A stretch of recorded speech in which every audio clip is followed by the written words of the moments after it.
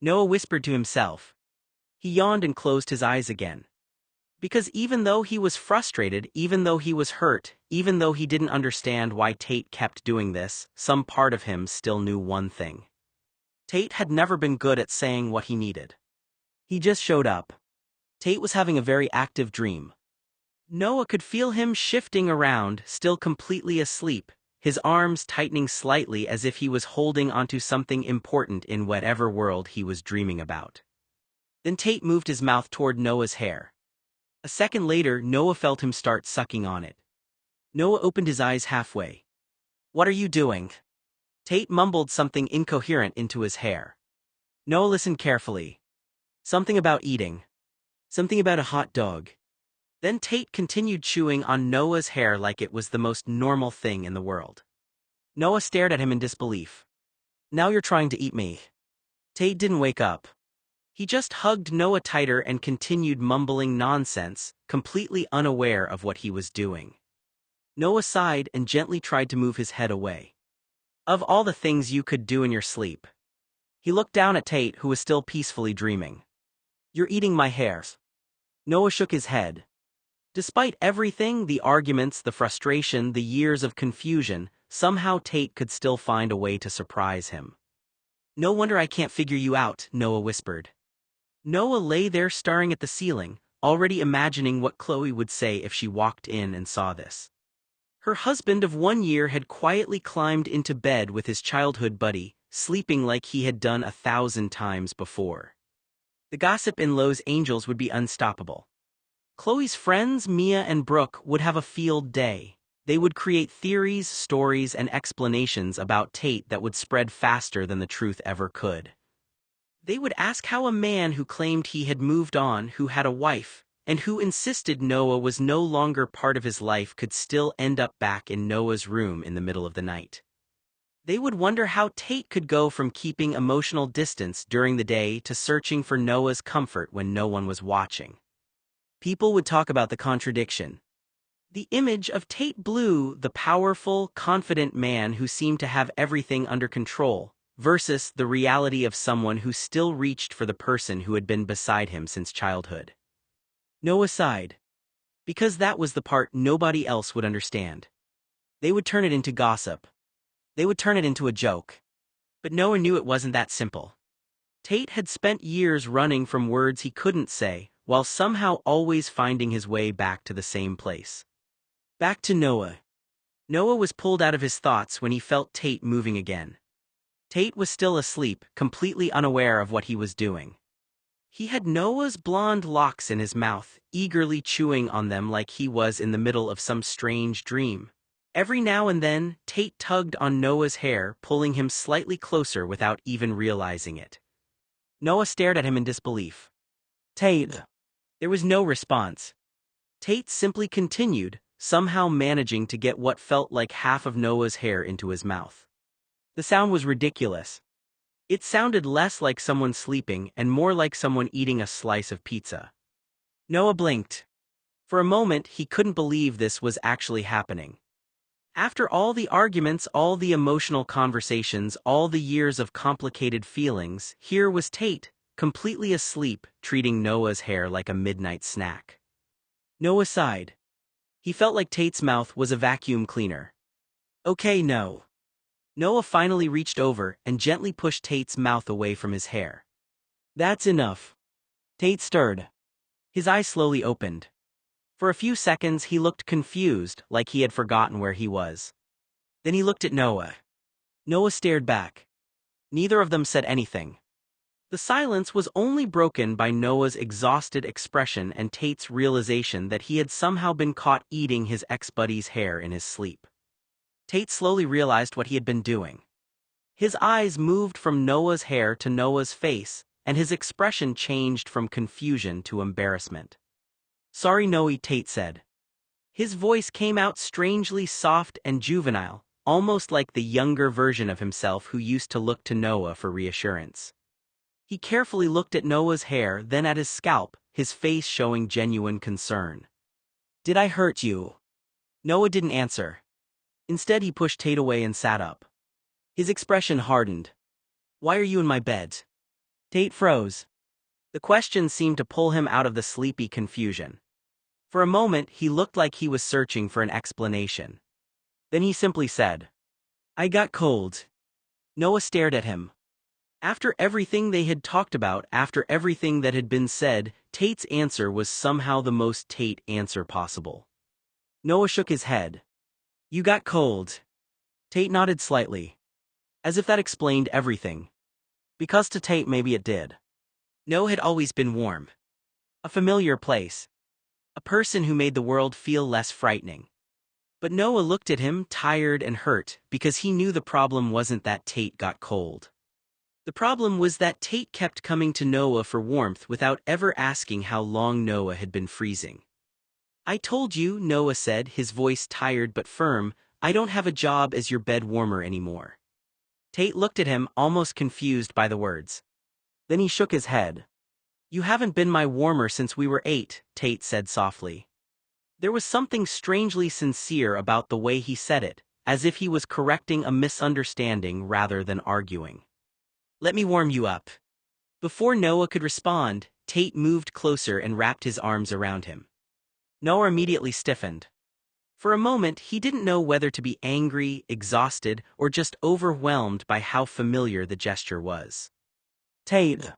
He placed a hand against Tate's shoulder, trying to create space between them. "Do you even hear yourself?" Tate looked up at him. Noah's frustration showed clearly on his face. "You spent years refusing to answer me. You spent years acting like I was asking for too much just because I wanted to know what I meant to you." Tate's expression changed slightly. "But now you're here in my bed because you're cold." Noah looked away, shaking his head. "That's the problem, Tate. You always know when you need me." His voice softened, but the hurt remained.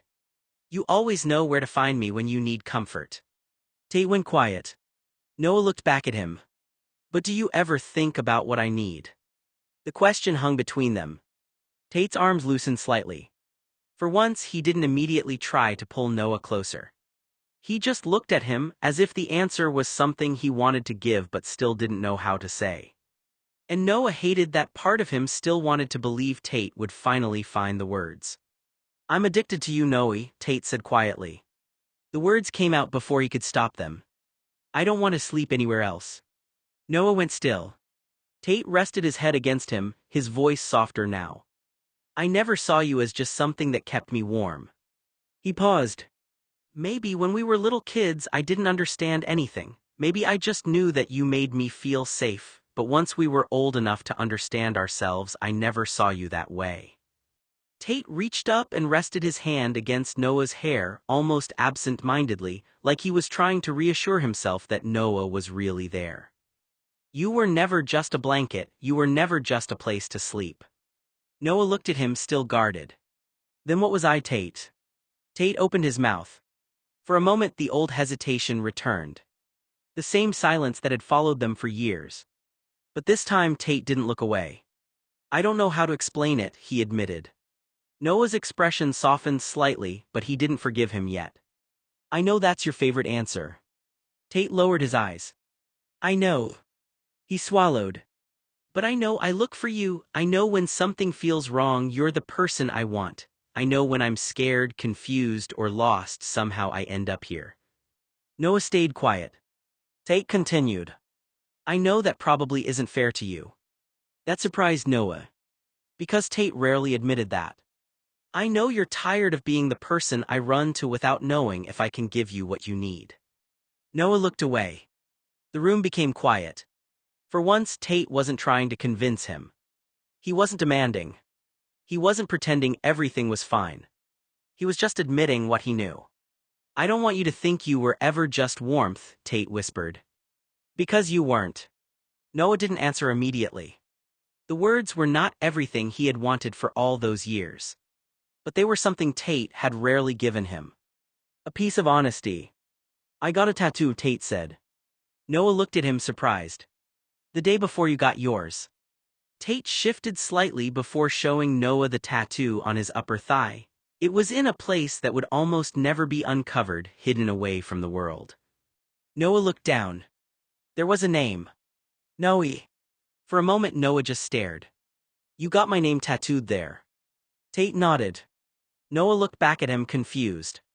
Why didn't you show me that when you got it at 18? Tate's expression changed. He looked away for a second before answering. Because you got that tattoo with Brian on it. Noah blinked. And Tate let out a small breath. It pissed me off and then I didn't want to show mine. Noah studied him. Tate's jaw tightened. Noah looked surprised. Tate. I know it sounds stupid, Tate said, but it did. Noah looked down at the tattoo.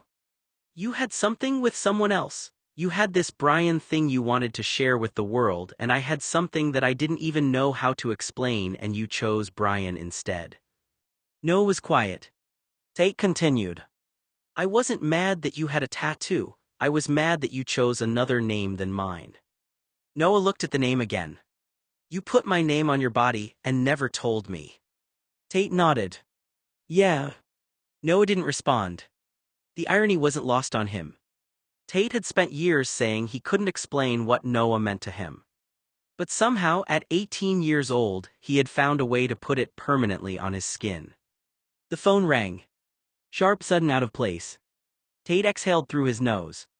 He already knew who it was before he even looked at the screen. He picked it up anyway. What, he said flatly. A familiar voice immediately came through. Hey Tate, I've been trying to. Tate didn't let him finish. Noah moved to Antarctica and he's not taking calls anymore, Tate said. Go away, Mark. There was a pause on the other end. Tate, that's not. Tate started to lower the phone. Then another voice came through. Different tone. Strained. Tate. He stopped. His expression shifted slightly. Tate's point of view. Tate still remembered the first time Mark came to his mansion like it had happened yesterday. Even at 18, Tate hated Mark with a vengeance. To him, Mark wasn't just another boy in Noah's life. He was competition for Noah's affection, attention, his proximity, and the privilege of lying beside Noah at night. Every moment Mark spent with Noah felt like something stolen from Tate. If Mark thought he was going to take away the best thing that had ever happened to Tate, he had another thing coming. As far as Tate was concerned, Mark would get a fist in his face long before he ever got the chance to steal the blonde or his place beside him in bed. Rain tapped softly against the tall windows of his parents' house while the enormous mansion sat silent and cold around him. Tate had been standing near the staircase when the front doors opened, and Mark stepped inside with a nervous expression, a red college jacket damp from the weather, and looking completely out of place beneath the crystal chandelier hanging overhead. Noah greeted him immediately. The sound of Noah's laughter echoed through the marble halls, warm and effortless in a way Tate had not heard since the blonde's 18th birthday. Mark smiled shyly while Noah led him farther into the mansion as though he belonged there already. That was the moment jealousy first rooted itself inside Tate. He hated how naturally Mark blended into Noah's world, hated the way Noah listened closely whenever Mark spoke. Even inside Tate's own home, Noah's attention drifted toward someone else. Toward Mark. Tate lingered in the background watching them together while anger slowly twisted into fear. Noah had always been loyal to him. Noah was the one person Tate believed would never leave his side. But Mark's presence threatened everything. Every visit of Mark's to the mansion became harder for Tate to endure. The long conversations in the library, the quiet laughter spilling from the kitchen late at night, the private looked like Noah thought nobody noticed. Tate noticed all of them. And with every passing day he became more certain of one thing: Mark was slowly taking Noah away from him and Tate had no idea how to stop it. In Tate's mind, Mark's intentions were obvious. First, he would win Noah's affection, trust, emotions, and loyalty away from Tate. Then once he had succeeded, he would start taking everything else: Noah's time, his proximity, his availability, and even his place beside Tate. That was something Tate could never forgive. What made it even worse was that Mark could have pursued anyone in Los Angeles. There were countless people he could have set his sights on, but instead he had dared to reach for the one person Tate considered his world. To Tate, Noah wasn't just another relationship. He was the most precious thing in his life, and Tate wasn't about to let anyone take him away without a fight. Tate had more than once imagined wrapping his hands around Mark's throat. The only thing that stopped him was the knowledge that acting on that impulse would destroy any chance he had of keeping Noah close. Losing Noah's proximity would have been a far greater punishment than letting Mark walk away. To Tate, what Mark was doing felt unimaginably cruel. He was trying to take away the one person Tate loved most in the world, that blonde little rascal Tate had met in preschool, the boy he'd brought home for afternoons filled with playtime, pizza, and cuddles. 14 years of a relationship, closeness, shared routines, and quiet intimacy couldn't simply be replaced, and now Mark thought he could swoop in and take Noah away. Not a chance in hell, Tate told himself, not without a fight for Noah's heart. Noah reached out, not touching me, just close enough to remind me he was still there, still choosing to stay. And I nodded one last time, as if I did it enough I could convince both of us I really meant it. Noah listened without interrupting. He didn't pace, didn't argue. He let Tate finish, let the jealousy and fear spill out, and only then did he speak. "I know you get jealous," Noah said. His voice was steady, not defensive. "I'm not asking you to pretend you don't. I'm not asking you to be someone else." Tate watched him closely, searching his face for cracks. "But here's my boundary," Noah continued. "You don't get to punish me for it. You don't get to act out or control my space or my friendships just because you're scared." Tate's mouth opened, then closed again. "I can handle you being unhappy," Noah said. "I can handle you being possessive sometimes. What I can't handle is feeling like I'm responsible for keeping you regulated. That's not fair to either of us." He shifted his weight, grounding himself. "I won't walk on eggshells, I won't disappear, but I also won't live like one wrong move will break you." Tate's chest tightened. "I'm not abandoning you," Noah said plainly. "But I need room to breathe. I need to have other people, other interests, other days that aren't about managing your fear." The words weren't sharp, but they were immovable. "If we're going to stay close," Noah added, "it has to be without captivity, without surveillance, without me shrinking my life so you can feel safe." Silence settled between them. Then, softer but no less certain, Noah finished, "You can be jealous, you can be scared, just be mature about it, don't make me your cage." He waited. "I don't like Mark," Tate said, finally looking at him. Noah sighed, already bracing himself. "I can't help it," Tate went on. "I don't like what he wants. I don't like how he looks at you. He wants in your pants, and people like that don't stop just because you say no." The words came out fast, tangled with panic and possessiveness. Noah's expression hardened. "That's not fair," he said, "and it's not true." Tate shook his head. "You don't see it the way I do." "No," Noah replied, sharper now. "I see it clearly. Mark is my friend. He hasn't crossed a line, and you don't get to rewrite his intentions because you're scared." Tate swallowed. "I'm trying to protect you." "I didn't ask for protection," Noah said, "and I won't accept it if it means you deciding who's dangerous based on your jealousy." He stepped closer, voice low but controlled. "You don't get to turn my friendships into threats just to keep me close." Tate looked away, jaw tight. "He's my friend," Noah repeated, "and you need to respect that even if you don't like him." "It's your decision to put yourself around pervs," Tate said, the words slipping out harsher than he meant. "I can't stop you." Noah stiffened. But Tate was already moving closer, panic overruling pride. "Just take precautions," Tate added quickly. "Please just be careful." He pressed his forehead into Noah's collarbone, fingers clutching the fabric of his shirt like it was the only thing keeping him upright. "Please," Tate whispered, begging now. He hated that it had come to this. "I couldn't bear it if you got hurt, were in pain, or traumatized because I respected your boundaries and failed you, unable to help." Noah exhaled slowly, not pushing him away, but not holding him either. "Tate," he said, steady and low, "you don't get to label people like that, and you don't get to scare yourself into thinking I can't take care of myself." Tate shook his head against him. "I just don't want to lose you." "I'm not lost," Noah replied, "and I'm not reckless. I make my own choices and I'm allowed to trust the people I bring into my life." He gently but firmly eased Tate back enough to look at him. "I hear that you're scared," Noah said, "but fear doesn't give you permission to control me. If you need reassurance, ask for that. Don't turn it into warnings and accusations." Tate's throat tightened. He nodded, even though it didn't make the feeling go away. "I'm not abandoning you," Noah added, "but I won't live like I'm doing something wrong just by having friends." The space between them wasn't cold, but it was real, and it wasn't going anywhere. "Why do you hate gay people?" Noah asked quietly, his voice calm but firm. Tate's heart raced, he swallowed hard, then let out a shaky sigh. I hate them, he admitted, voice tight. I can't help it. Noah blinked, staring at him for a long moment. You, what?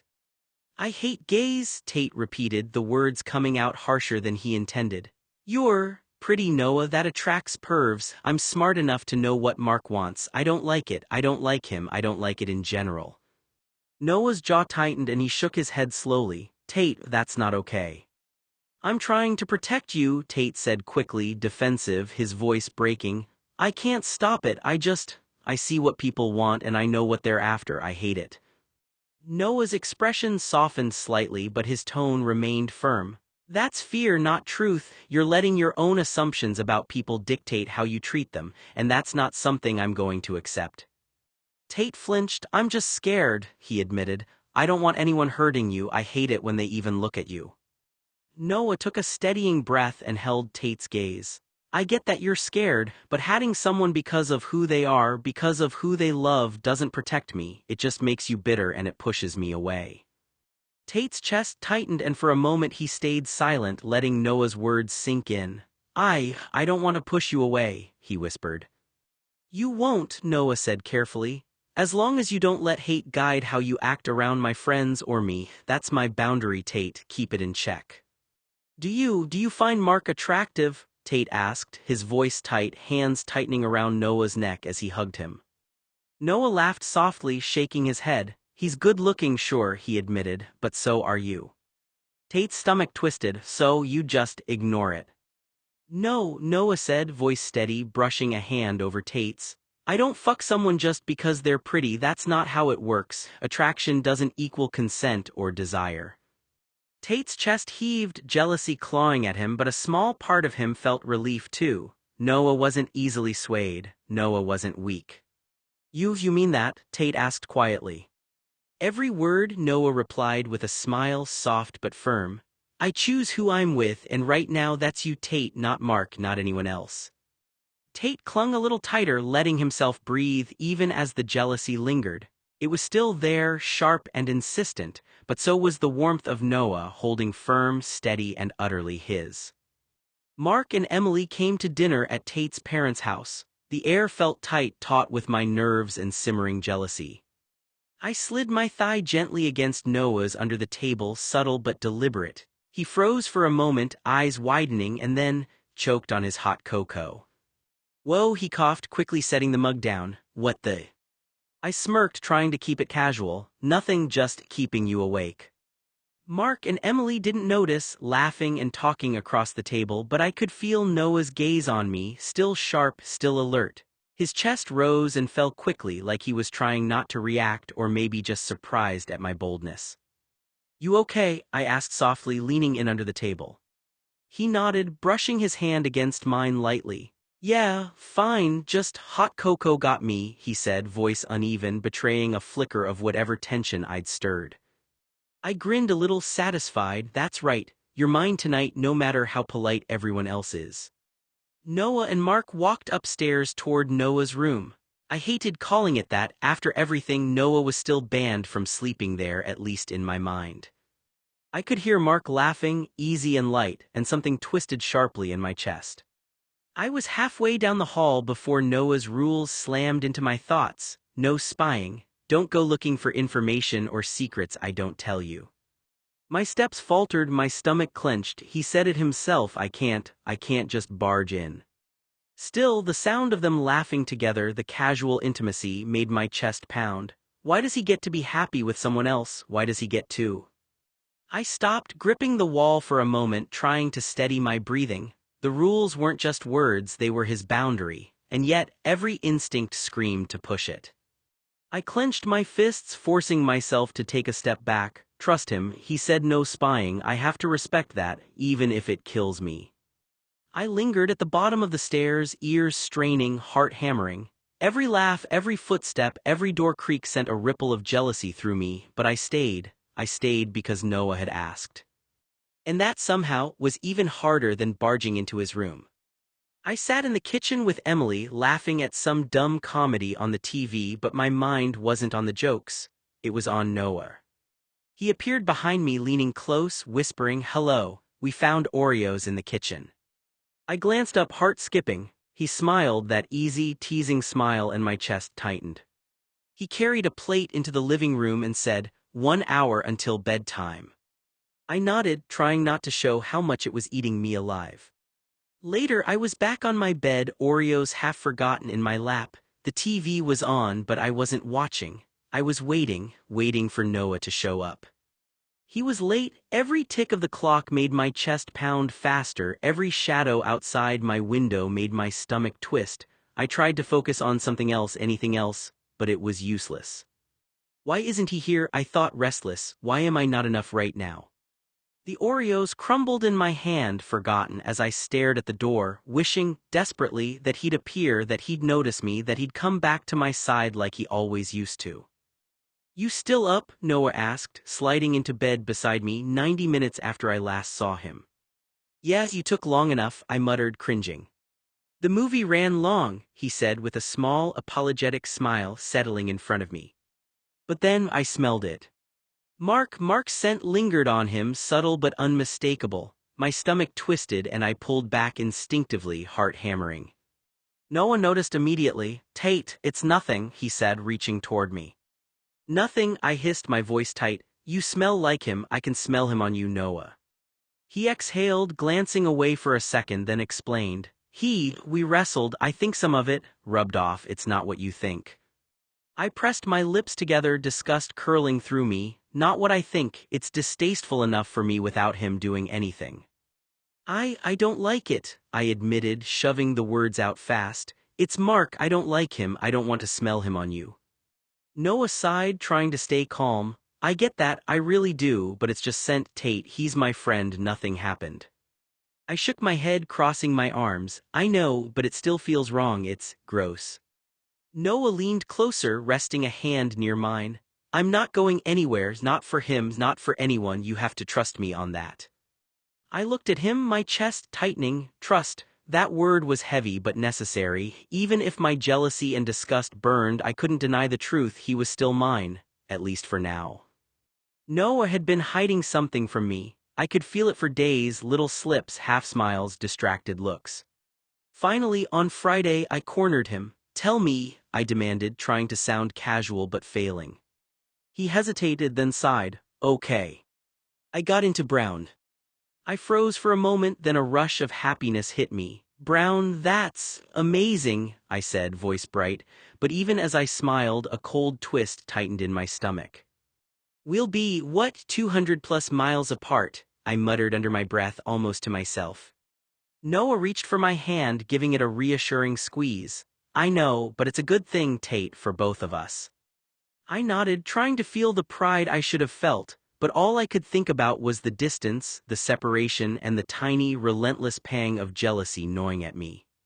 Of course he gets to have his future, I thought, staring down at our entwined hands, but why does it have to take him away from me? I refused to attend another college if he wouldn't be there. The thought of 200+ miles between us made my chest ache in ways I couldn't ignore.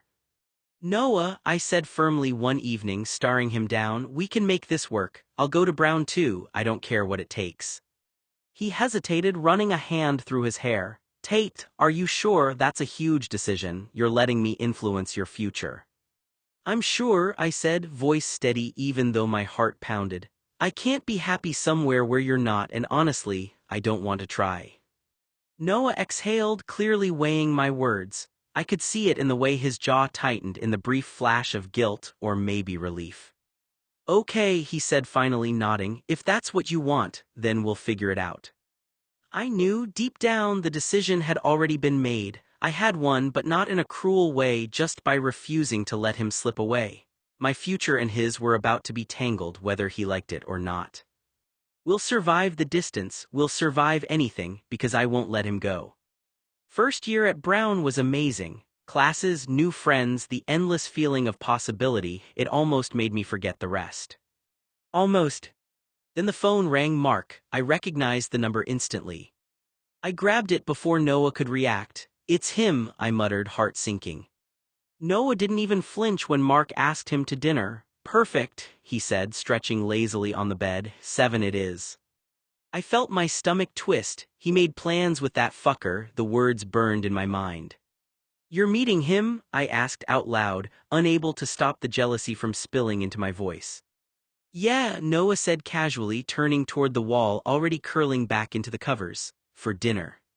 I stared at him, frozen. He didn't seem fazed at all, didn't even glance at me. My chest tightened with possessiveness, fear, and frustration all rolled into one. Of course he can just eat with him, of course he can, and I have to sit here watching it happen while pretending it's fine. I used Tina in bed to hurt Noah. I knew we had rules, all those rules about honesty, respect, trust, but I was new at this and old habits die slowly. My jealousy and anger got the better of me. No one understood what it felt like to watch the person I loved choose someone else. It wasn't romantic or sexual. It was something far rarer, an attachment so deep that losing it felt like losing part of myself. When I looked in the mirror, I realized I had seen this jealousy before. This madness, this possessiveness, this frightening loss of control. I had almost lost myself entirely. The night Noah never came home because he was in Mark's hotel room after I had been with Tina, I thought I was fine. But that night I had a dream.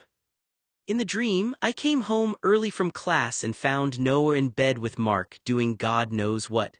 I dreamed I wrapped my hands around Mark's throat and strangled the life out of him. When I woke up, I was horrified by what my mind had imagined. Yet another part of me understood where the dream had come from. It wasn't a desire to kill, it was the desperate, irrational fear of losing Noah. In my mind, Mark represented someone who wanted to hurt him, manipulate him, and steal away the innocence and trust that had always made Noah who he was. I heard movement outside the door. Noah. He'd moved from our room and of course crashed with Suzza. My chest tightened as I imagined him there, laughing, relaxed, while I sat in my own mess of guilt and bitterness. I did this to myself, I thought, staring at the bed. I did this to him. I wanted to call out, to apologize, to make it right, but the words stuck in my throat. I knew he'd find me out eventually. He always did, and when he did. I wasn't ready for that confrontation, not yet. A few agonizing days later, I couldn't stand it anymore. The weight of what I'd done with Tina, the guilt and the jealousy, was eating me alive. I knew I had to find him. I had to apologize. I tracked him down, heart hammering in my chest with every step. When I reached his room, I hesitated outside the door for a moment, my hand hovering over the knob. Just open it, say it, don't make excuses, apologize and get him back. I pushed it open and found him sleeping where I joined him. Noah was angry the next morning, so I apologized. Noah, I started, voice cracking. I'm sorry, I know I messed up, I hurt you, He looked at me calm but intense, waiting. I was jealous, I admitted, swallowing hard. Angry, stupid, I used Tina to hurt you, I know it was wrong, I'm sorry, I didn't want to but I couldn't stop myself, I thought, if I hurt you first maybe I wouldn't get hurt. Noah's jaw tightened and he ran a hand over his face. Tate, that's not how this works. Hurting me doesn't protect you, it doesn't protect us, it just breaks trust. I flinched, shame twisting in my chest. I know, I hate that I did it, I hate myself for it. He leaned forward, voice low but firm. You need to stop punishing me for your fear, stop trying to control me through jealousy. I can't be both your buddy and your scapegoat. I don't want to lose you, I whispered, voice barely audible. You already almost lost us, he said quietly. Do you understand that? Yes, I said, nodding quickly. I do, I won't do it again, I promise I'll never do it again. Noah's gaze softened slightly but the edge remained. Good, then let's start rebuilding carefully, one step at a time, but Tate, one misstep like this and we lose the foundation. I swallowed hard, biting my lip. My jealousy, my possessiveness, it had to be managed, or I could lose him for real this time. The next few days were tense. Every time I saw Noah, my stomach twisted, my chest heavy with the memory of what I'd done. I didn't touch him unless he offered it first. I didn't make jokes that could push him away. I stayed close, silently proving I could be trusted again. Noah noticed? Of course he did. He gave me little tests, small, subtle things. A hand brushes mine, then pulls away. A joking remark that had a sharp edge, watching me squirm without fully letting me off the hook. One afternoon, we sat on the couch with a movie playing, just the two of us. He nudged my knee with his, smirk teasing. You sure you're not going to try anything stupid this time? He asked lightly, though his eyes were sharp. I swallowed, heat rising to my ears. No, I just want to watch the movie.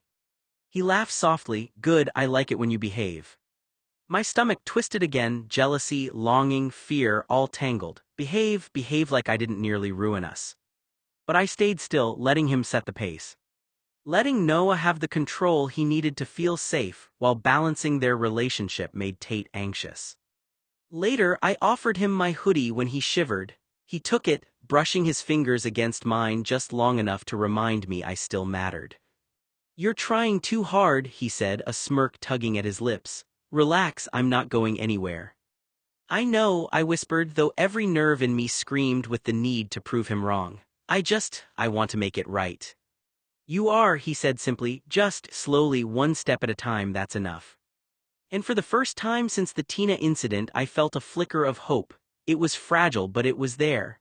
I'd have to fight my jealousy, my possessiveness, my fear of losing him, but for now, just having him close, letting him test the boundaries, was enough.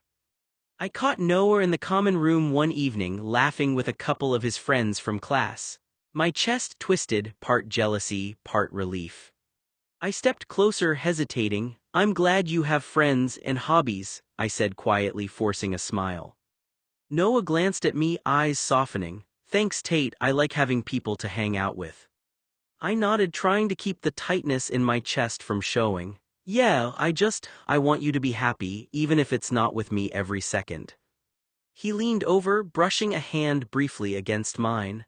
I am happy, and I want you to be part of it too. You don't have to be jealous of my life, I'm not leaving you behind. I swallowed, letting the warmth of his words ease some of the knot in my stomach. It didn't erase the jealousy entirely, but it reminded me that there was space for both of us, even if the world sometimes tried to pull us apart. College years were amazing with Noah. His friends were welcoming, funny, and kind, though I noticed many of them, even Susie or Andrew, would glance at me with subtle curiosity, wondering why I was so attached to Noah. Platonically, I didn't care, I was just happy to be near him. Tate loved messing with Andrew since the night they met at that crowded freshman party near campus. Andrew had walked in looking polished and self-assured, all clean sneakers and practiced smiles, and within minutes, Tate decided he was irritating. Mostly because he kept staring at Noah. Over the 4 years at Brown, Tate watched dozens of people weave through Noah's life. Friends from classes, debate team people, late-night library groups, teammates, most of them never bothered Tate. He could tell the difference between people who simply liked Noah and people who wanted something deeper from him. Andrew wanted to understand Noah. That made him dangerous. The worst part was that Noah genuinely liked him. Andrew was smart, calm, and patient in a way that balanced Noah out. He stayed up studying with him, remembered little things Noah said, listened carefully when Noah talked instead of waiting for his turn to speak. Tate hated how much space Andrew slowly carved out for himself. So naturally, Tate made it his personal mission to annoy him. He interrupted conversations constantly, took Noah's phone out of his hands mid-text, appeared in Noah's dorm room uninvited, and immediately made himself comfortable across Noah's bed as if he belonged there. Because he did. At least in Tate's mind. Andrew tried ignoring it for months before finally breaking one night while the three of them were crammed inside Noah's dorm during finals week. Rain hammered against the windows while Noah sat at his desk pretending not to listen. Andrew leaned back in the desk chair, studying Tate carefully. So he asked casually, "You two always this attached?" Tate looked up from stealing chips out of Noah's snack drawer. "You're always this nosy." Andrew ignored the jab. "I'm serious, I've never seen friends act like this." Noah sighed immediately. "Andrew." "No, I'm curious," Andrew cut in. His eyes stayed on Tate. "You sleep in here half the week." "Noah and I share the dorm," Tate answered smugly. Andrew blinked. "Oh. We used to live in the same house as kids. You two spent every moment together." Tate grinned. "Maybe I just like his face." Andrew didn't laugh. The silence stretched long enough for Noah to mutter, "Can we not do this tonight?" But Andrew kept going, unable to help himself. "You guys ever date?" "Nope," Tate answered instantly. "You ever hook up?" "No." Andrew frowned harder. Then what is this? Tate finally sat up properly on Noah's bed, expression sharpening just slightly. What do you want it to be? Andrew hesitated. That hesitation told Tate everything. Andrew wanted there to be an explanation, something simple and understandable. Ex-boyfriends, secret crushes, childhood trauma, anything he could organize neatly in his head. But Tate and Noah had never fit into neat explanations. There were years of shared history and blurred lines and dependency, neither of them fully understood. They fought like siblings, guarded each other like partners, and clung to each other with the desperation of people terrified of abandonment. Even Noah couldn't define it half the time. Andrew looked toward Noah for help. Doesn't this bother you? Noah looked genuinely confused. What part? The boundaries, Andrew said carefully. Tate barked out a laugh. Noah rubbed his eyes tiredly. Tate's been like this since we were kids. That doesn't answer the question. It kind of does, Noah replied quietly. Andrew stared between them, clearly unsettled. And Tate loved every second of it. Because Noah made close friends at Brown, good friends, healthy friends, Tate never felt threatened by them. But Andrew asked questions nobody else was brave enough to ask. Questions that forced Noah to examine the strange gravity between them. And Tate wasn't sure whether he wanted Noah to understand it or stay trapped inside it forever. Over the years at Brown, Noah built a strange little collection of people around himself, the kind that somehow worked despite all of them being completely different. Susie acted like everybody's older sister whether they wanted her to or not.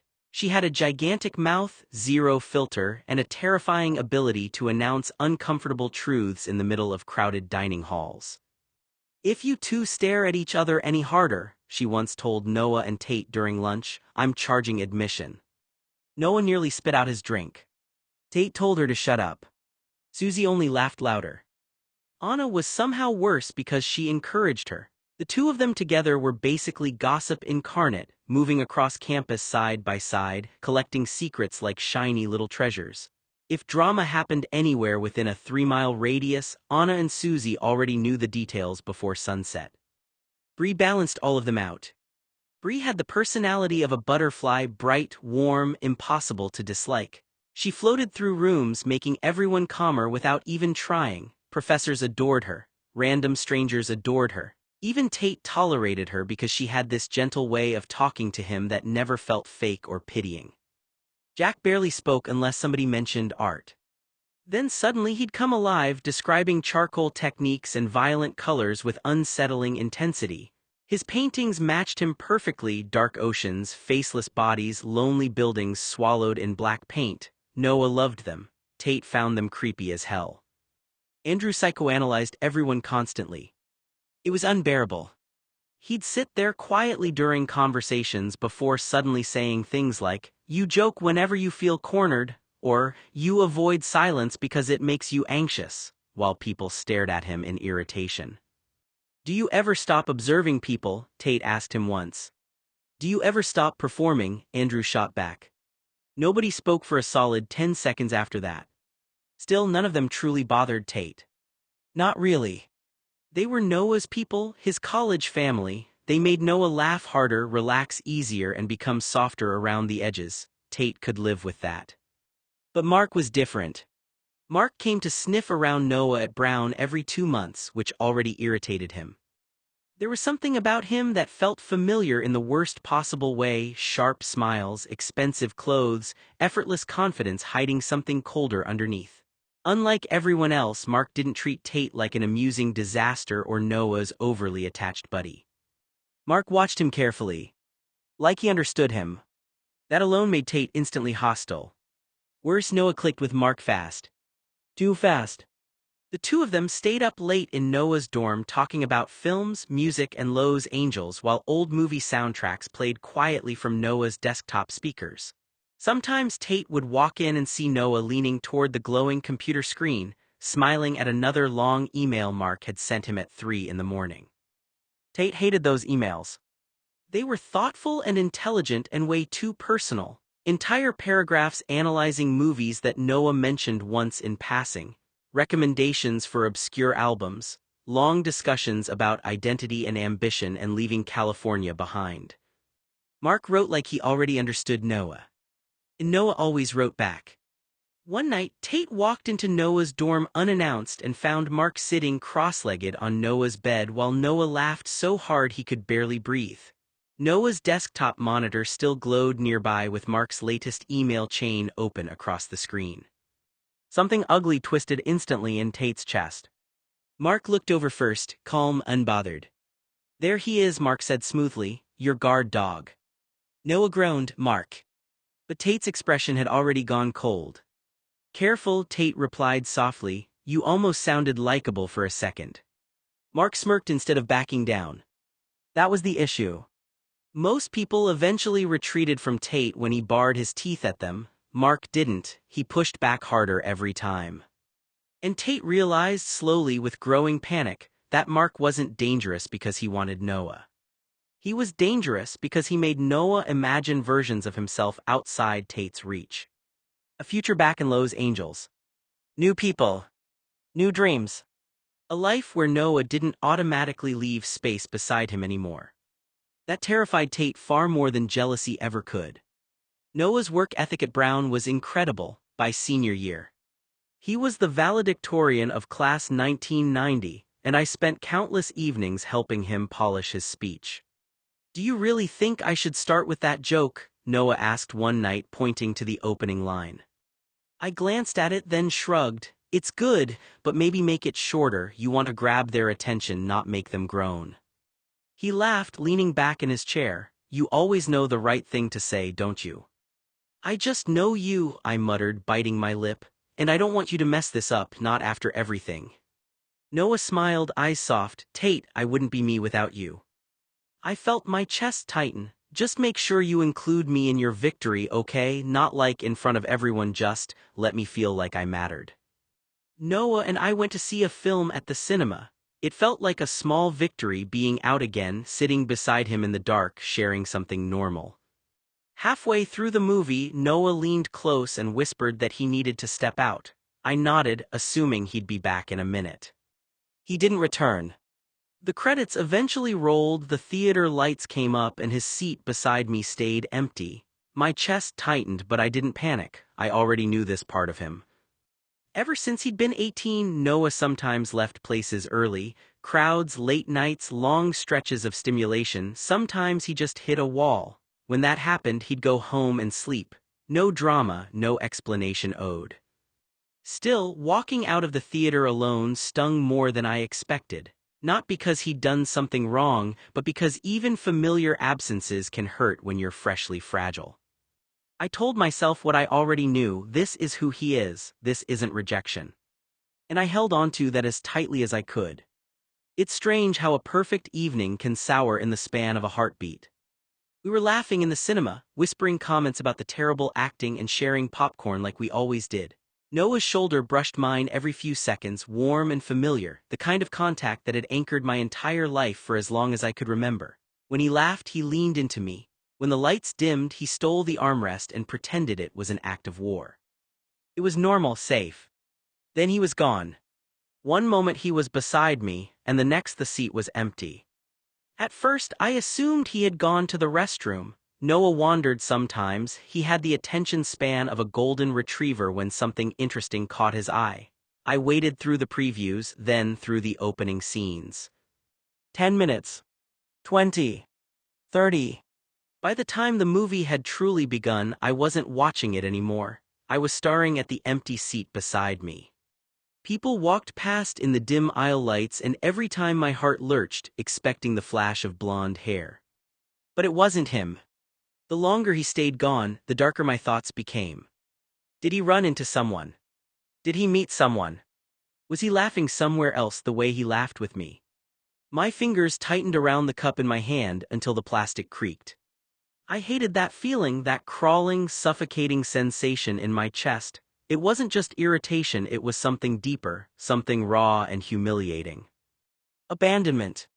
It was ridiculous. Noah wasn't my property. He could walk wherever he wanted, talk to whoever he wanted.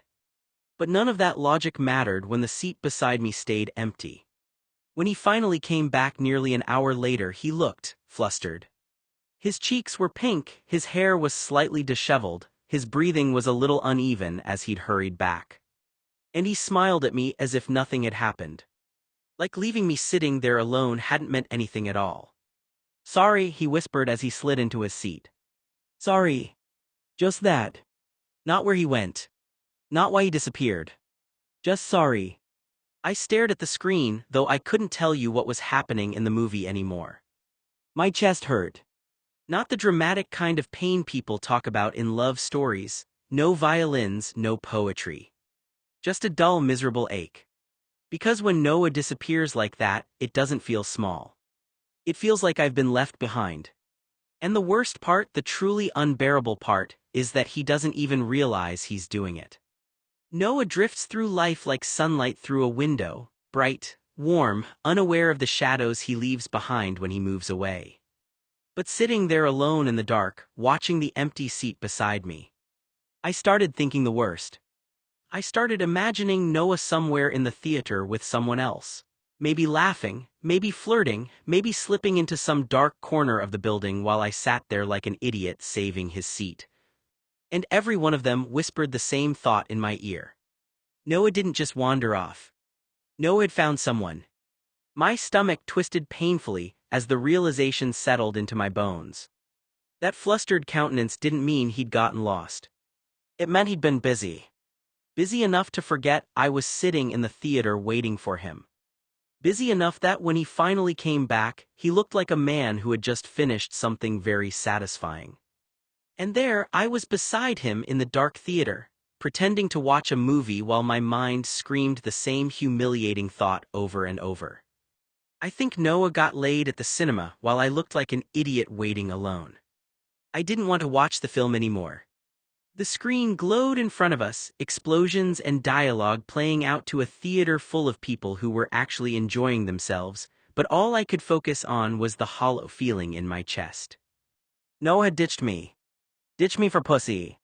And then came back acting as if nothing had happened. Noah leaned back in his chair beside me, stretching his short legs out as he'd just returned from grabbing a soda instead of disappearing for an hour. The smell of his shampoo drifted over to me, and normally that small, stupid thing would have comforted me. Tonight it just irritated me. I kept staring straight ahead, jaw tight, arms folded across my chest. "You okay?" Noah whispered after a minute. That question alone made something ugly twist in my stomach. Of course he'd ask that. He had no idea. Or maybe worse, he did know and just didn't care. "Fine," I muttered. I could feel his eyes on me in the dark. Noah had always been good at reading people, especially me, too good sometimes, which meant he probably already knew I was pissed. But what was I supposed to say? "Hey Noah, did you enjoy getting laid while I sat here alone, looking like the world's most pathetic guy saving your seat?" The thought burned. I shifted in my chair, running a hand through my hair. I didn't even care about the movie anymore. The plot could have been the greatest story ever written and I still wouldn't have followed it. Because the entire time, one thought kept repeating in my head. I wasn't his first choice tonight. If I had been, he wouldn't have left. He wouldn't have disappeared for an hour while I sat there like an idiot watching the door every time it opened. I hated that feeling more than anything. Second place. Second priority. Second to whatever woman had apparently caught Noah's attention in the hallway or the lobby or wherever the hell he'd gone. Noah shifted beside me again, leaning a little closer. "You're really quiet," he murmured. I laughed under my breath, though there wasn't anything funny about it. "Yeah," I whispered back without looking at him. "That's what happens when a guy ditches you in the middle of a movie." He went still beside me. For the first time since he came back, Noah didn't have an immediate response. And somehow that silence hurt even more. I confronted Noah later, once the ache had settled into something sharper. "Why did you leave the cinema?" I asked, trying to keep my voice even. "You said a moment, but you were gone for an hour." He didn't get defensive, he just shrugged lightly. "I needed time to myself," he said. "I didn't realize how long it would be." I nodded, though the answer landed heavier than I expected. I drove him home in silence, the kind that buzzes instead of rests. The streetlights slid across the windshield one after another, and I felt something sour coil in my chest, not jealousy this time but resentment. I didn't realize that Noe was in the bathroom thinking of me while he jerked off at the cinema. I thought he abandoned me for a girl or a cheap thrill. At his place, before he could unbuckle, I spoke. "You can't just leave in the middle of things," I said quietly. Of events we're doing together." He looked at me then, really looked. "I didn't mean to hurt you." "I know," I said, "and I did, but it still does." He sat there for a moment absorbing that, then he nodded once. "Okay, I hear you." It wasn't a dramatic fight, no raised voices, no slammed doors. Just the uncomfortable truth sitting between us, his need for space and my need not to feel abandoned in the process. He got out of the car. I watched him walk inside. We hadn't even been home 2 minutes when the phone rang. I recognized the number instantly. My chest seized so hard I couldn't breathe. It felt like all the air had been punched out of me at once, like the universe had perfect timing just to prove a point. I stared at the phone, frozen. Before I could decide whether to answer or throw it across the room, Noah reached out and took it gently from my hand. "Hey," he said into the receiver, calm and steady. He listened for a second, then glanced at me, really looked at me. "Now's not a good time," he said. "Call back tomorrow." And then he hung up. Just like that. No explanation, no apology, no hesitation. My knees felt weak. I sat down hard on the couch, hands shaking, breath finally coming back in shallow pulls. I hadn't asked him to do that, I hadn't even spoken. "You didn't have to," I started. "I wanted to," Noah said simply. He sat beside me, close but not crowding. "You were hurting." The tightness in my chest cracked, not into tears, just into something raw and exposed. "Thank you," I managed. He nodded once. "I'm choosing you right now. That doesn't mean I disappear from my life, it just means I know who's in front of me." That mattered more than any promise. Not because he cut someone else off, but because, in that moment, he saw me struggling and didn't make me compete for his attention. I leaned back against the couch, still shaken, but no longer alone in it. We weren't that close anymore. Not like we used to be. Somewhere along the way, the easy relationship Noah and I had growing up had thinned out. It hadn't snapped completely, but the distance between us was obvious if you looked hard enough. I missed our old intimacy. Before 18, things had been simple. Noah wouldn't have chosen other friends over me. He wouldn't have ditched me to chase girls. He didn't need constant space like breathing room away from me, and he sure as hell never moved his body to the spare room just to avoid sharing a bed. Back then he didn't endure my touch. He welcomed it. Shoulder bumps, wrestling, falling asleep watching movies, and throwing an arm across each other like it was nothing. Physical closeness had always been part of our friendship, the unspoken language between us that said we belong on the same side of the world. Something had changed. Even after Noah admitted that I rolled on top of him at night sometimes, even after that awkward conversation where he tried to explain things, the dynamic never really shifted back to what it had been. There was still a wall there. Invisible but solid. He wouldn't tell me the real reason. Every time I tried to push the conversation deeper, Noah would dodge it with a joke or a distraction or that disarming smile that had gotten him out of trouble his entire life. Eventually I stopped asking. Not because I stopped caring. Because I got tired of hitting the same locked door. And after 2 decades, I just gave up. The moment I met Chloe was the moment something inside me quietly decided to stop waiting for Noah to come back to the friendship we used to have. If he wanted distance, then I would learn how to live with it. Mark had to know. There was no way he didn't. If anyone understood why Noah had slowly withdrawn from me over the years, it had to be Mark. And that realization burned more than I wanted to admit, because it meant Mark had managed to slip through Noah's walls without resistance. Walls Noah had built for me. Not for Susie. Not for Mark. Just of me. I used to think Noah's distance was temporary. That whatever had shifted between us when we got older would eventually settle back into the easy closeness we had as kids. But Mark seemed to move around Noah effortlessly, joking with him, leaning close, sharing those quiet conversations that Noah always avoided having with me. It gnawed at me. Why him? Why did Noah shut me out but let other people in? I didn't start piecing it together until college, when distance and time finally forced me to look at things I'd been refusing to see. Noah hadn't come back to my bed because he wanted to. He came back because he knew it mattered to me and I wouldn't let him alone. Keeping me happy meant things stayed smooth between us. No tension, no awkwardness, no uncomfortable questions that could fracture the friendship we'd had our entire lives. And if our friendship stayed intact, then everything else around it stayed intact too. Including his relationship with my mom. The realization hit me like cold water. All that time I thought we were rebuilding something between us, thought he was choosing closeness again, he was really just maintaining the peace. Managing me. Not loving the closeness the way I did.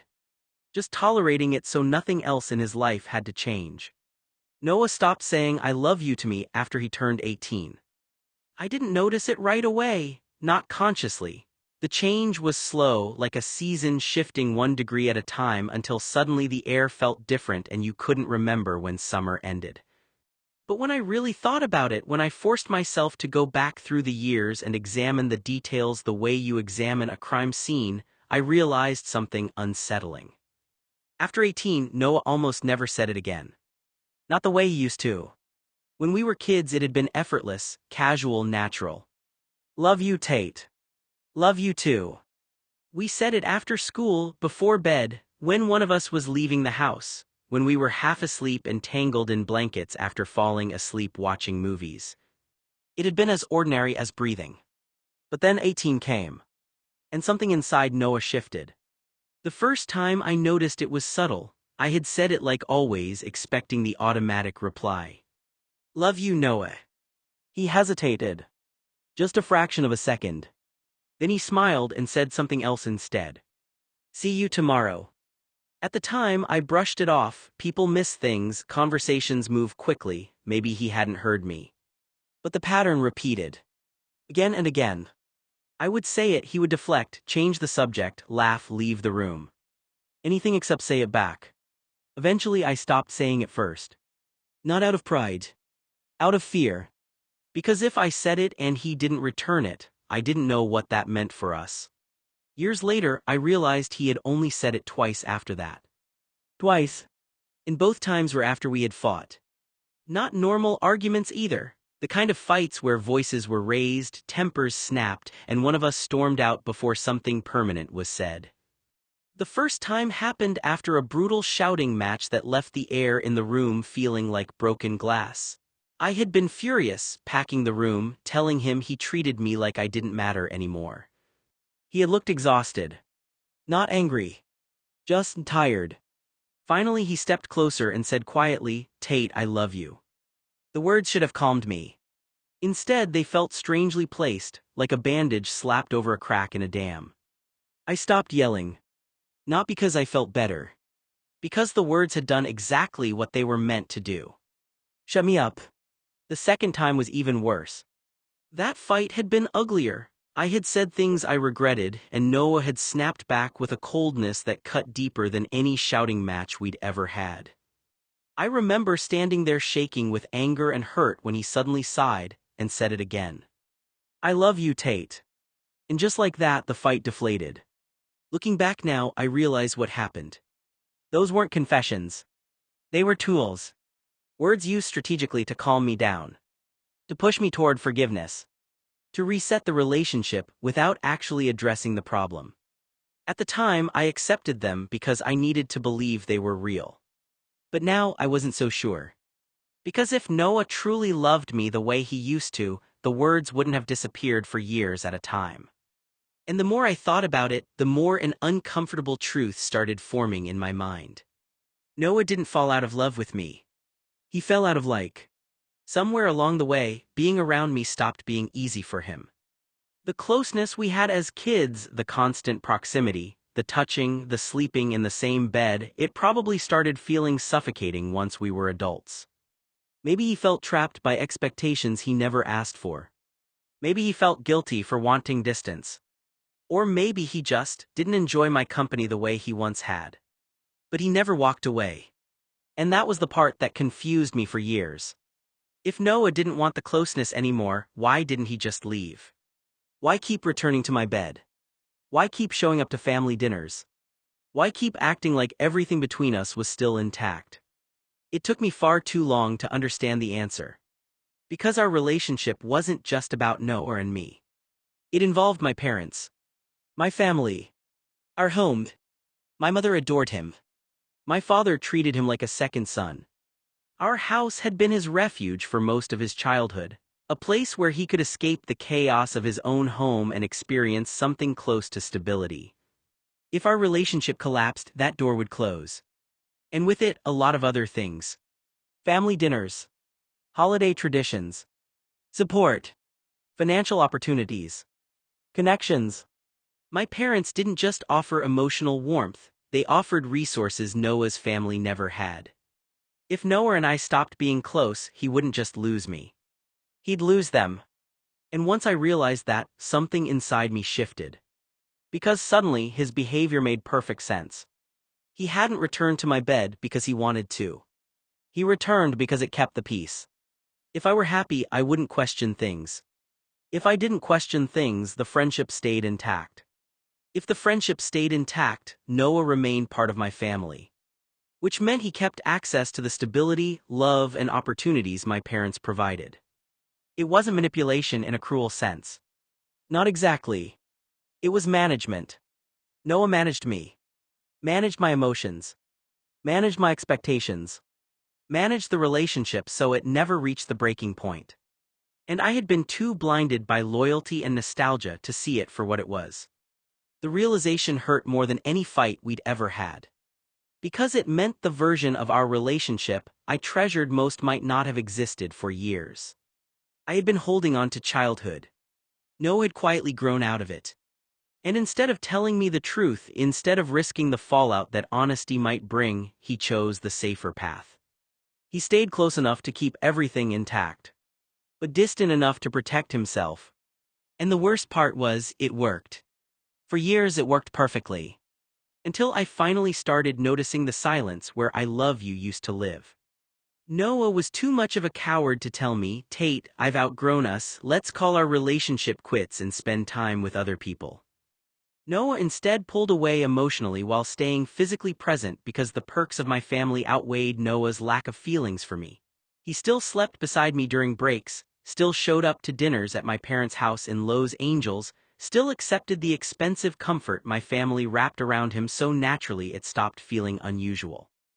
From the outside, nothing had changed. Noah still stood next to me in photographs, still rested his head against my shoulder during long drives, still let me exist in his space like I always had. But emotionally, he had already stepped somewhere colder and farther away. Conversations became shorter. Eye contact became rarer. He stopped telling me things that mattered.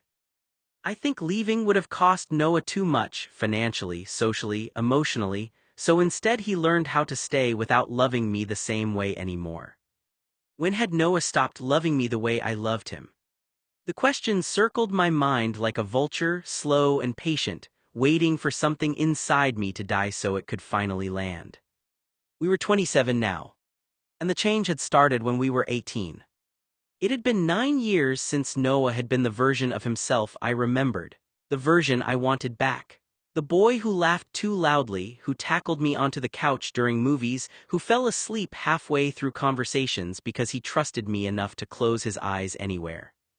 9 years since Noah who used to wrap an arm around my shoulders as if it belonged there. 9 years since the Noah who said "I love you" like the words weighed nothing. 9 years since my buddy had slowly disappeared and been replaced by someone careful, someone distant, someone who seemed to measure every inch of space between us. And somehow I had convinced myself nothing had changed.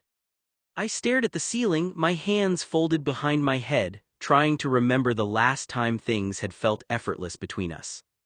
The last time Noah had looked at me was the way he used to. Back when we were teenagers, he had followed me everywhere, not out of obligation, out of pure enthusiasm. It was exhausting, relentless, and yet, in a way, intoxicating. Tate existed for Noah in ways he had never existed for anyone else. Every moment spent caring, feeding, observing, and protecting became a thread weaving him tighter to the boy he loved, a quiet, invisible chain that both bound and defined him. And Noah, blissfully unaware or perhaps subtly aware in ways Tate could not name, consumed it all: the meals, the attention, the sacrifices, without question, without gratitude, and yet Tate could not stop. He would not stop. It was his world now, and within it Noah thrived while Tate's hunger and pain became the cost of devotion, willingly paid and quietly endured. Tate's freshman year kicked off with the usual chaos of high school: new faces, locker drama, and that electric buzz of hormones running wild. But the real storm hit after the freshman school dance, a glittery affair in the gym with streamers dangling from the rafters and pop music blasting. Tate had slipped away with Mia, a curly-haired sophomore who'd been flirting with him all night, her skirt hiked up as they ducked into an empty classroom. The door barely clicked shut before clothes were flying. Mia bent over a desk, panties around her ankles, urging him on with a breathy, "Do it, Tate, right there. Tate has sex with Mia." Scene retracted, read extended version on Wattpad. That's when the door swung open. Ms. Whatever her name was, the female teacher who'd been patrolling the halls, froze in the doorway, her eyes widening at the sight of Tate fucking Mia. "What in God's name?" she stammered before Mia yelped and Tate yanked out, scrambling to zip up. By Monday, the whole school was buzzing. Whispers turned to jeers. "Tate's the backdoor bandit." Note stuffed in his backpack read, "Enter rear only." Guys in the locker room mimicked humping motions behind him, laughing as he flushed red. It felt like he'd painted a bullseye on himself. "I take it from behind," and the humiliation burned. By the time I left Brown, I had been with almost every girl on campus, 18 or older, and most within 15 miles of the area. Everyone knew I was promiscuous. The more girls I fucked, the safer Noah was around me, so I screwed every woman I could find. I had redefined what promiscuity meant near Brown. And yet Noah hadn't really been with 5 girls since he turned 18, at least not that I knew. I knew about his first girlfriend, his second, and a few hookups, but I only knew of 3. There was a distance between us now, a gap filled with unspoken experiences, unshared milestones, and the subtle, painful sense that we were no longer moving through the same world, even if we were in it together. Noah really wasn't very sexual. He had sex less than once a year, if that. In the 10 years since puberty, he hadn't even been with 5 girls. He wasn't a physical being in the way most people measured it. His interests were elsewhere: art, music, wrestling, a dozen other things that had nothing to do with bodies or desire. He wasn't hypermasculine, and it suited him just fine. I remember the time I punched a guy at a straight bar just for calling Noah a Twinkie. I could see the resemblance maybe, but Noah was straight. He had admitted it to me at least 24 times. Even Mark had admitted it. There was nothing weird going on with Noah, and even if there had been, though there wasn't, I wasn't going to throw him away like garbage. He was my buddy, my oldest companion. And if one day he woke up and decided he was gay, if that was even possible, I would make an exception for him. I would have to. I worshipped the ground he walked on, the kind of devotion that made logic irrelevant. Noah could confess to murder, to betrayal, to anything, and I would forgive him immediately. I would make all the exceptions in the world as long as he didn't try to kill me. That was the only line. Nothing else could sever the bond I had with him. Even if he became the worst thing possible in my eyes, if he turned into something unrecognizable, something society or I might deem unacceptable, I would find a way to forget, to forgive, to adapt, just so we could stay buddies. That was the depth of it, the obsession, the love. Nothing mattered more to me than Noah, and I would bend the rules of the world, of morality, and even of myself just to keep him near.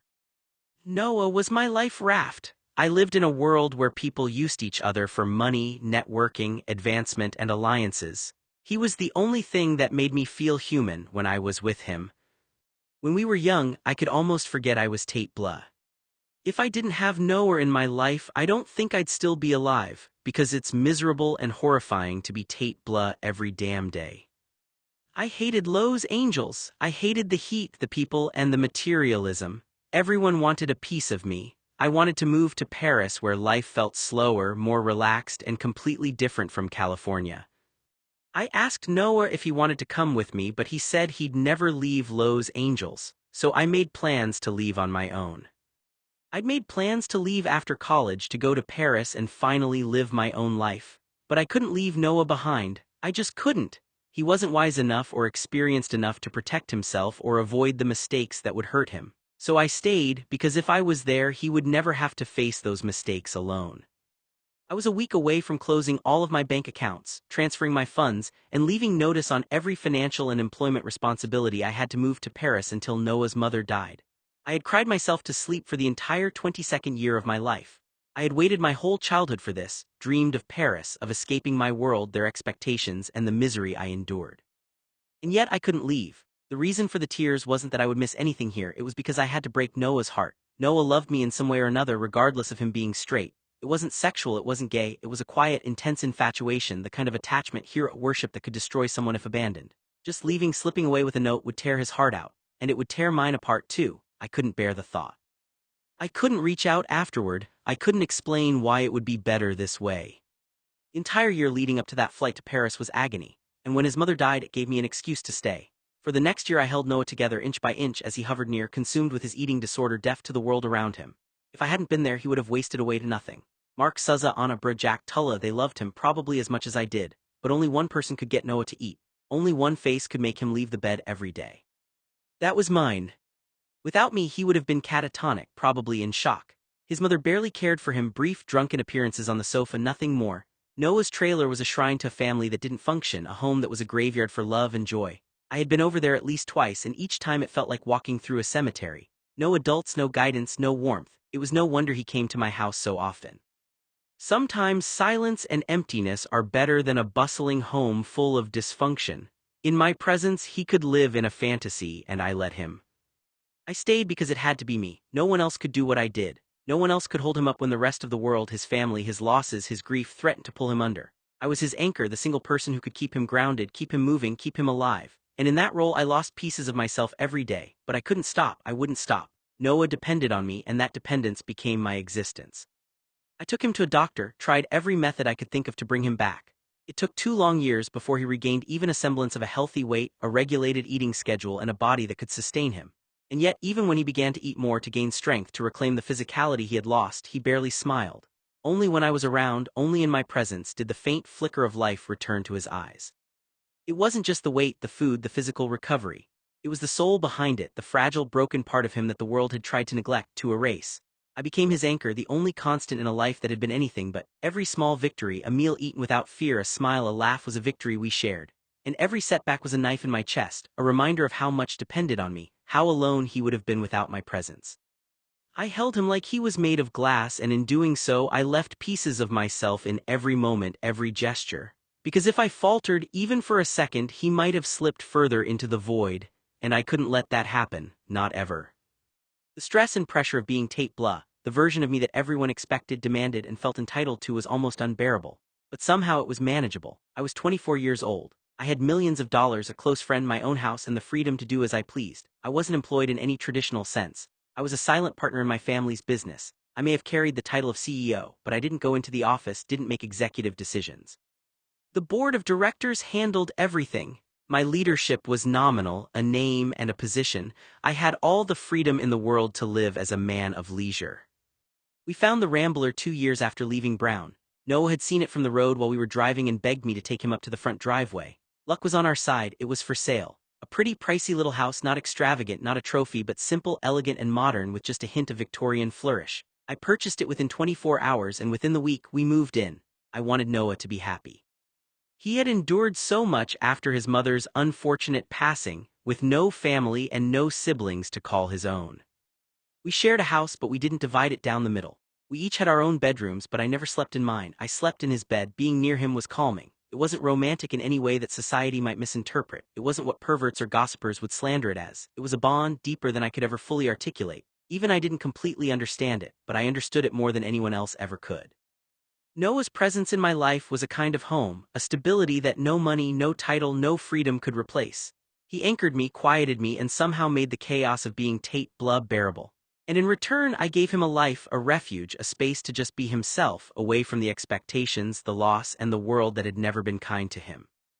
We were happy for 3 years in that house. For 3 years our lives existed in a kind of sanctuary, untouched by the disappointments and traumas that had defined our pasts. We enjoyed each other's company, shared meals, and hosted the occasional dinner party with friends and family. Our house became a haven, a space where laughter came easily, where no one judged, and where the outside world couldn't intrude. Suzza came over constantly, dropping off groceries, prepared meals, and dry goods. Tulla would bring appliances, anticipating the things we didn't even know we needed. Our housewarming party was a great success, filled with warmth, joy, and a sense of belonging. Nothing I hid, nothing I feared, nothing I carried from my past imposed itself on that space. For 4 years we had a partnership, a friendship, a life that was calm, peaceful, and wonderful. Our happiness felt complete, but nothing, not even paradise, is immune to loss. Before I left for Brown, I hadn't seen my favorite Uncle Joey in 12 months, not since I was 22. So when he arrived abruptly on my 25th birthday, dropping a bombshell in my living room, the shock felt total, breaking the fragile peace I'd let myself trust. Joey had testicular cancer and it was too far gone to cure. He had waited too long, been too immature about his health, and by the time it was caught it had spread to 3 other vital organs. He said he had less than 9 months to live. He wanted forgiveness. Forgiveness for not being in my life, for ruining birthdays by making them about himself, for abandoning me as a child while I waited by the window, hoping he would come. I didn't want his forgiveness, I didn't want anything from him, and then he told me I was his beneficiary. That was supposed to be some grand gesture, but all I felt was disgust. How terrible does an uncle have to be to disappoint his nephew every time he experiences a milestone? Joey had been selfish for as long as I could remember. He cared more about traveling, about his work, about himself than about me. He had abandoned me.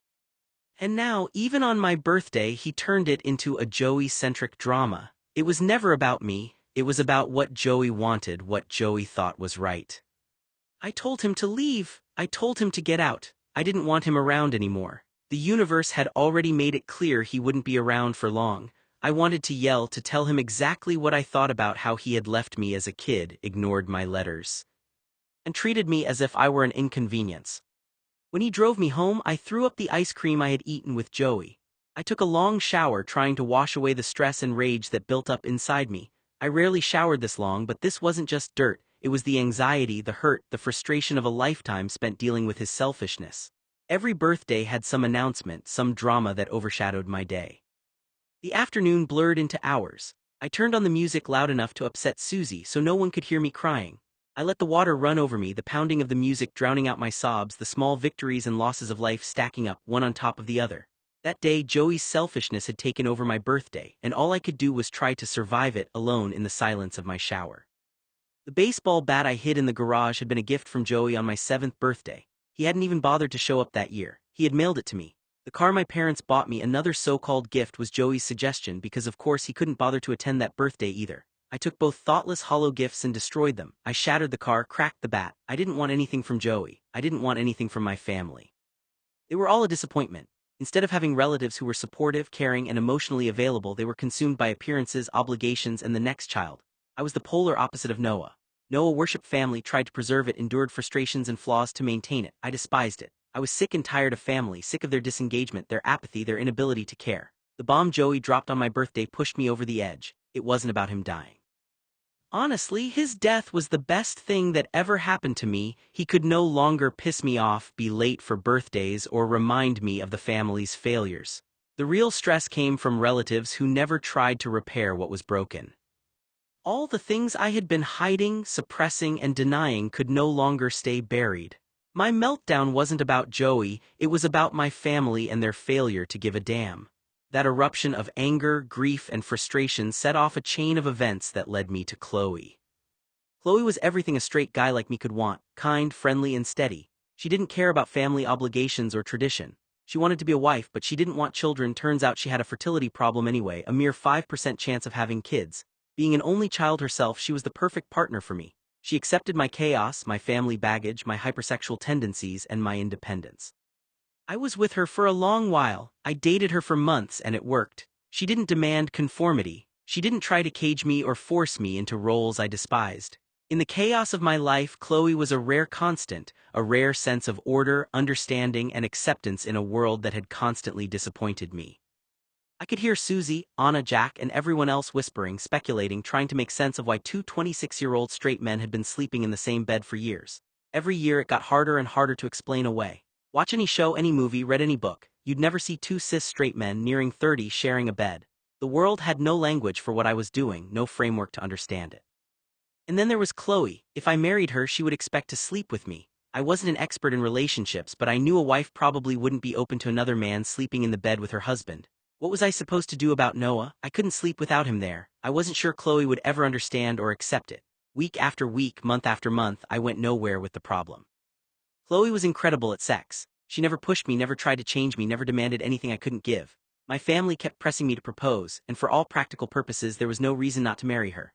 No other woman, no career, no obligation was keeping me from her.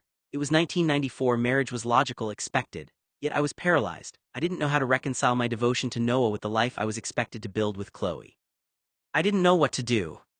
Alone in the Rambler, I couldn't stop turning it over in my head. Heteronormative compulsory heterosexuality. That was the world I was living in. 1994 Los Angeles, where being a hot, wealthy, a connected man with my own businesses, estates, and opportunities came with invisible shackles. I was basically the Los Angeles version of John F. Kennedy Jr. Handsome, wealthy, successful, and admired. There was no reason anyone wouldn't assume I was already married or having kids. I had to have an excuse for why I wasn't the version of myself that the world demanded. And it had to be an excuse that made sense, one that held up under scrutiny, one that didn't make me look like something I wasn't. I wasn't attracted to men, never had been, not emotionally, not physically, not spiritually, not sexually. Sure, I'd been around men all my life, 90% of it actually, but I never wanted them. Only one man in my life had I ever slept with years ago as a teenager, and that was a mistake. That desire didn't exist. It wasn't a question of closeted feelings. I was not and had never been a closeted gay man. I didn't want Noah that way either. I never had. And yet here I was, obsessing over him, not because of sex, not because of romance, not even because of friendship in the traditional sense. Noah was something else entirely. He forced me to be present, to confront myself, to exist in a life outside convention, outside expectation. With him I could be honest with myself, I could be calm, I could breathe, I could exist, I could live. Chloe, that was the other reality. She was perfect, she was a goddess. A partner that any man in Los Angeles would kill for. She didn't push me, she didn't demand anything I couldn't give. Marry her, have a life with her, everyone would approve, Susie would nod, my father would praise me, the world would see me as successful, normal, complete. And yet, it wasn't enough. I couldn't replace what I had with Noah. I ran through my options endlessly. I could break up with Chloe, risk the rumor mill, risk my reputation, risk being labeled some eccentric, closeted entrepreneur. People would speculate about my life, my choices, my motives. Everything I had built, everything I had earned, everything my family expected of me gone. Or I could marry Chloe, coast through life, keep the world happy, and silently lose the thing that mattered most, Noah. I couldn't bear that either. I wanted the life I had with Noah, not as a lover, not as a boyfriend, not even as a friend. Just as a companion, a roommate, a human who mattered. I wanted the quiet, the routines, the shared meals, the presence that didn't demand anything, that didn't judge, that simply existed. But that life was impossible. Men my age with wealth, looks, opportunity, and social expectations. They did not live with their male buddy in a home. It simply wasn't done. The reality hit me over and over, each time more painfully. My family would never understand. Susie would never accept it. My father would never allow it. Chloe would never understand it. The world didn't make space for the life I wanted. And so I was screwed. Every path led to conflict, misunderstanding, and judgment. Every choice carried consequences that would never, ever go away. And still, my mind returned to Noah. I could see him, hear him, and feel him in the house. His presence was everything I wanted. I didn't want him sexually or romantically in any traditional sense. I wanted him as my constant, my equal in quiet, my anchor in chaos. The problem was that no one in 1994 would ever allow that. I was caught between the life society demanded I live and the life I desperately needed to exist, and I didn't see a way forward. Noah loved him. That part was obvious. Not in a loud way, not in a way that demanded attention or made declarations, but in something quieter, something steadier. The kind of love that settled into a person and stayed there, unwavering, unshaken by circumstance or imbalance or the quiet unfairness of it all. Noah didn't ask for anything. That was what made it so clear. People who wanted something always revealed it eventually, through words, through actions, through expectation. But Noah never reached like that, never pulled, never tried to claim something that wasn't freely given. He just remained. Consistently. Endlessly. Beside him. And for someone like Tate, someone born into a world where everything came with conditions, expectations, transactions, that kind of presence wasn't just rare. It was intoxicating. Tate, on the other hand, was something else entirely. He wasn't just fond of Noah. He wasn't just comfortable. He was attached. In a way that didn't make sense. In a way that shouldn't have made sense. Because boys like Tate weren't built for that kind of attachment. They were raised for something different. For titles. For legacy. For the weight of expectation that followed them from the moment they were born. Boys like Tate grew into men who owned things, companies, influence, women, or entire rooms filled with people who waited for them to speak. They didn't cling, they didn't lean, they didn't center their world around something as simple and fragile as another person. And if they did attach themselves to anyone, it was strategic. Calculated. Appropriate. Not Not a blonde, too thin boy who had nothing to offer in the ways that were supposed to matter. No money. No power. No advantage. Nothing explained why Tate would choose him. Except, he did. Every day. It didn't matter how many people Tate knew. How many women he entertained, smiled at, let orbit around him in the way people naturally did, that part of his life moved exactly the way everyone expected it to. Effortless. Predictable. Almost performative. But none of it followed him home. Because at 9 o'clock, almost like a habit, like something ingrained too deeply to question, Tate would leave it all behind. And he would go back. To the same place. The same room. The same bed. Too small. Too narrow. Too close. And Noah would already be there. Or he would follow shortly after. It didn't matter. Because the outcome was always the same. Tate didn't just lie down beside him. He closed the space. Every time. Like distance itself was something he refused to tolerate. He would turn, shift, or move until Noah was within reach, and then closer still, until there was nothing left between them at all. An arm draped across him. A leg hooked over his. His head settled into the same place, night after night, as it belonged there. Like it had always belonged there. From the outside, it didn't make sense. It couldn't make sense. Because this wasn't how someone like Tate was supposed to behave. This wasn't how someone like him was supposed to need someone. And yet, that was exactly what it looked like. Need. Not in the desperate, unraveling sense. But in something quieter. Something constant. Something that showed itself in the smallest, most undeniable ways. Everyone has one thing. That was the truth of it. No matter who they were, no matter what they had, there was always something that stood above everything else. Something they protected without thinking, something they reached for instinctively. For most people it was obvious. A possession, a title, family, a carefully built life, something tangible, something that could be measured. For Noah, it was Tate. That much was painfully clear. The way his attention settled on him without effort. The way his world seemed to organize itself around Tate's presence without ever demanding anything in return. It wasn't loud, but it was absolute. But what no one expected, what no one understood, was that for Tate, it was Noah. Not in the way people would have guessed.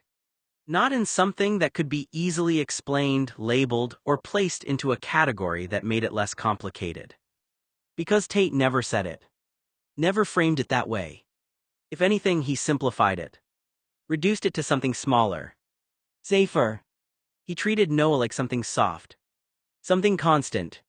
Something that didn't require explanation. A presence he could lean into without thinking too much about why. Like a pillow. Warm. Familiar. Always there when he needed it. But that comparison didn't do it justice. Because Tate didn't just rest against him. He held on. Even outside of the bed. Even in moments that had nothing to do with sleep or exhaustion or proximity forced by circumstance. At 21, an age where everything about him should have been composed, controlled, distant, Tate still pulled Noah into him like it was the most natural thing in the world. Into his lap. Arms wrapping around him without hesitation. Their faces were close enough that their cheeks brushed, resting there in a way that blurred the line between casual and something else entirely. There was no embarrassment in it. No second guessing. No awareness of how it might look to anyone else. It was instinct. Pure and simple. And Noah never resisted. Never pulled away. Never questioned it out loud. Because whatever this was, whatever it meant, it was enough. More than enough. Nothing physical ever happened. Not in the way people would assume. Not in the way that would have made it easier to explain. Because if it had been that, if it had crossed into something clearly defined, then at least it would have made sense. But it didn't. Their love stayed in the space that defied explanation. Too close to be nothing. Too undefined to be something easily named. But the way Tate acted around him, that told the truth. Whether he realized it or not. Because Tate treated Noah like something he had been given. Not earned. Not chosen strategically. but given. Like something rare. Unexpected. Something he hadn't known he needed until it was already his. Like the best gift he had ever received. And Tate wasn't careful with most things. Not emotionally. Not in the way he allowed people to come and go from his life without much resistance. But with Noah that was different. If someone interrupted, if someone tried to pull Noah's attention away for too long, if someone even suggested putting space between them. There was a shift. Subtle, but immediate. Tate didn't argue. Didn't explain. Didn't justify. He just reacted. An arm is tightening slightly. A hand settling more firmly. A quiet, almost unconscious pull that brought Noah closer instead of letting him drift away. And if that didn't work, if the separation still threatened to happen, there was something else. Something sharper. Quieter. But unmistakable. A look. A tension. Something low and restrained, like a warning that never needed to become words. Possessive. Not in a way he would ever admit. Not in a way he would even recognize in himself. But it was there. Clear as anything. Because whatever Noah was to him. Whatever name it did or didn't have. Tate wasn't letting it go. Not for expectation. Not for appearances. Not even for the version of himself he was supposed to become. And that was the part that unsettled everyone else the most. Because boys like Tate weren't supposed to choose like that. Weren't supposed to hold on to something that didn't elevate them, didn't match them, or make sense on paper. But Tate never seemed to notice the imbalance. Or if he did, he didn't care. All he knew was this. At the end of every day, through every expectation, every role, every carefully constructed version of who he was supposed to be, there was one place he returned to without question. And one person he reached for without thinking. Noah. Always Noah. Chloe was the best version of conformity that existed. She was friendly, kind, and loving. She didn't push when she shouldn't. She let Tate be whatever he wanted to be without questioning it or trying to mold him. She never nagged, never made him feel like he was being tied down. If Tate wanted a conventional life, Chloe would probably be the least invasive version of it possible. But Tate didn't think he wanted a conventional life. Not because he wasn't straight. He liked girls. He liked being around girls. He liked their softness, their laughter, the way they filled a room with warmth. But the idea of becoming just another man in suburbia, living some predictable cookie-cutter existence, made something inside him recoil. He didn't want to be boring. He didn't want to be ordinary. Tate wanted to be unique, special, different. If that meant being a bachelor his whole life, so be it. If it meant living with a buddy forever or drifting between countries chasing some romantic idea of freedom, he could live with that too. That was why he'd once wanted to move to Paris.